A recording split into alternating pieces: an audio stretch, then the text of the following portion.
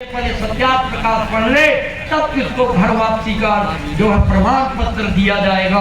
पढ़ाते हैं सत्यार्थ प्रकाश को, तब घर वापसी उनको करवाया जाता है। मेरे कहने का तात्पर्य कुछ पौधा है, हो सकता है, इसलिए हमने ये स्वामी दयानंद के ग्रंथों को पढ़ा। उसमें लिखा अगर बड़े बड़े होम कोई करने लग जाए जो पहले जमाने में था, तो जनता फिर से जग जाएगी और बड़े बड़े होम करने से हमारे देश जैसा था वैसा हो सकता है। ऐसा मैंने ऋषि दयानंद की पंक्ति को पढ़ा। मैंने कहा जो लिखा है मैं वैसा करके देखूंगा। मेरे पास दान दक्षिणा इकट्ठी हो गई और मैं कहीं देने जाता तो वो लेने वाले मुझे खड़े नहीं। मैं सोचता मैं सन्यासी ले लूं। मैंने स्वामी दयानंद के सारे ग्रंथों को पढ़ा, साक्षात किया। इससे मैं पूरा अपना जीवन जो है ना इन ग्रंथों के आधार पर मैंने बना लिया। मैं सोचा इसमें संन्यास और लिखा ये और ले लूं, लेकिन कोई मेरी जो संपत्ति थी वो लेने का मुझे पात्र नहीं मिला। बड़ी बड़ी संस्थाओं में गया, अपनी एक रोजन नाम की संस्था, परोपकारिणी नाम की संस्था, जाने जितनी भी संस्था सबके पास गया, मेरा ले लो और ऋषि दयानंद के मिशन में लगा दो। वो कहते थे बेच दो, हमें दे दो। मैंने कहा तुम्हारे पास वैसी कमी नहीं है देने के लिए, मेरा वो ऋषि का काम कर दो, मेरी जितनी संपत्ति है। जगह जगह ऋषि दयानंद के अनुसार गुरुकुल खोल दो, मेरी भूमि वहां ये गुरुकुल खोल दो, वो चला दो, मैं सेवा करूंगा, तुम्हें दे देता हूं, मुझे सन्यासी बना। किसी ने स्वीकार नहीं। मैंने कहा अब क्या करूं? तो मैंने सोचा अब सारी संपत्ति का होम कर दूं, कम से कम ये सारी संपत्ति तेरे साथ तो जाएगी। लोग कहते हैं करेगा क्या? अपने जितने अपने भाई भतीजा उन्हें एक पैसा नहीं देता, इतना भी नहीं देता। लोग गए, मेरे गांव में गए, गांव वाला यहीं का जन्मा हुआ हूं मैं, मटौन के पास चंदपुरा गांव में जाके आप घूम के आना, कहेंगे ये तो बिल्कुल एक नया पैसा ना भाइयों को देता, किसी को भी नहीं देता है। हाँ ऋषि का काम होता है तो अच्छा इससे लाखों ले लो, दे देगा, लेकिन किसी व्यक्तिगत स्वार्थ के लिए लेगा तो कभी एक नया इससे जैसा कंजूस दुनिया में कोई मिलेगा नहीं।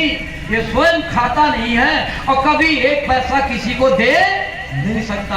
हाँ ऋषि का काम होगा ना तो फिर गांव में मैं 10 कार्यक्रम बनाए कि यहाँ वैदिक धर्मी तैयार हो जाए। एक नया नहीं है, गांव में पूछ लेना कितनी बार लाखों रुपए लगा करके और मैंने उन गांव में वैदिक का प्रचार किया। लोग कहने लग गए ये भाई इन कामों के लिए तो एक चंदा नहीं लिया, 10 प्रोग्राम अच्छे से अच्छे दिग्गज, विवेक को भी ले गए, सबको ले गया, अच्छे से अच्छे उपदेशक, अच्छे से अच्छे उपदेशता आर्य समाज के किया वहां।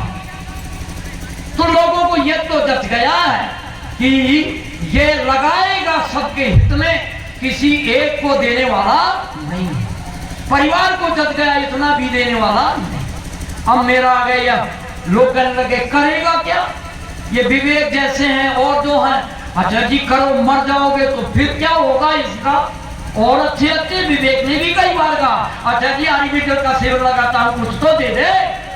मैं कहा बेटा ऋषि के मिशन का काम तेरे आर्य धर्म में नहीं होता, केवल लाठी चला करके प्रदर्शन करा देता, एक भी वैदिक धर्म पक्का नहीं बना पाया। मैंने नहीं दिया विवेक को आज तक।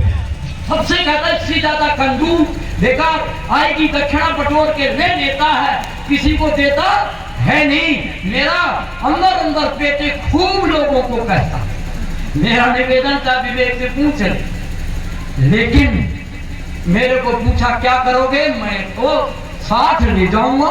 क्या होगा? 60 ले कैसे ले जाओगे? सारी संपत्ति को बेचूंगा, जो नगद है वो 4-5 2-3 करोड़ तो नगद है और कम से कम 10 करोड़ की जमीन है। जमीन बहुत है, 50 बीघा है, 50 बीघा यहाँ है, यहाँ आश्रम बना रखा है, कम से कम 1 करोड़ से कम का नहीं होगा। वहां 2-3 करोड़ का आश्रम हरियाणा में बना दिया, तो 10 करोड़ का तो मेरे पास वो संपत्ति है और निजी है। मैंने कहा ये 7 ले जाऊंगा, क्या करूंगा? मैंने कहा गांव गांव में, नगर नगर में मन मन घी का हवन करूंगा। और साथ ले जाऊंगा। तो कहा कैसे करोगे? ये अपने आश्रम में बड़ा कुंड खोद करके सब बेच करके ऐसे हवन कर सकता था। मैंने कहा ऐसी ठीक नहीं, दयानंद का ऋण तो पूरा नहीं होगा। मैं गांव गांव को आर्य बनाऊंगा। गांव गांव को क्या बनाऊंगा? अगर मठ की हर गांव में कर दूंगा, मुझे पूरी आशा है जो यजमान आएगा वो आर्य बना के छोड़ूंगा। आप लोग आज आए हैं, मेरी इच्छा समझ लेना, दयानंद की इच्छा मेरी इच्छा। आप सब लोगों को वो काम करना है जो ऋषिगण कह गए हैं। आपको जानते हो क्या करना है? आपको अपने घर को जो चाहते हो वो बनाना है। इस देश को जानते हैं क्या कहते हैं? स्वर्ग। इस देश को क्या चाहते हैं जी? स्वर्ग माना जाता था। विदेशी लोग यहाँ आते थे पहले और यहाँ की मिट्टी लगा के